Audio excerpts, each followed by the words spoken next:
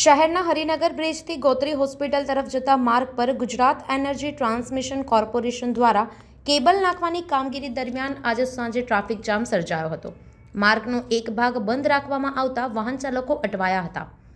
ઘટનાની જાણ થતાં ભાજપના કાઉન્સિલર ઉમંગ બ્રહ્મભટ્ટ સ્થળ પર દોડી આવ્યા અને તંત્રનું ધ્યાન દોર્યું। તેમના જણાવ્યા મુજબ કેબલ લાઇનનું કામ અધૂરું રહેતા ખાડા ભરવાના બાકી હતા, જેના કારણે ટ્રાફિકનું ભારણ વધ્યું હતું।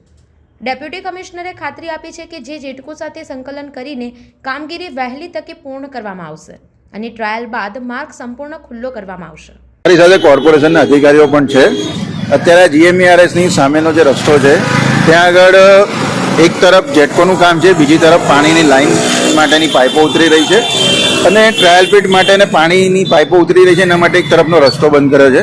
તો આજે જે તે કન્સલ્ટ અધિકારીઓને જાણ કરી છે કે જ્યાં સુધી આ તરફનો રસ્તો ક્લીન ના થાય, કે વેટ મિક્સ નખાઈને ચોખ્ખો ના થાય, આવવા જવા માટે ખુલ્લો ના થાય, ત્યાં સુધી આગળનું કામ નહીં કરવું, એટલે કામ શરૂ નહીં કરવું। બંને આ રોડ પર જ્યારે વ્યવસ્થિત ખુલી જાય પછી એ રોડનું કામ ચાલુ કરો તો વિસ્તારનું જે ટ્રાફિકનું ભારણ છે ઓછું થઈ શકે અને સામે જ હોસ્પિટલ છે તો હોસ્પિટલની અંદર જવા આવવા માટે પણ એમ્બ્યુલન્સને સરળતા રહે, ઝડપથી જઈ શકે, એ પ્રકારના સૂચનો કોર્પોરેશનના અધિકારીઓને કરે છે।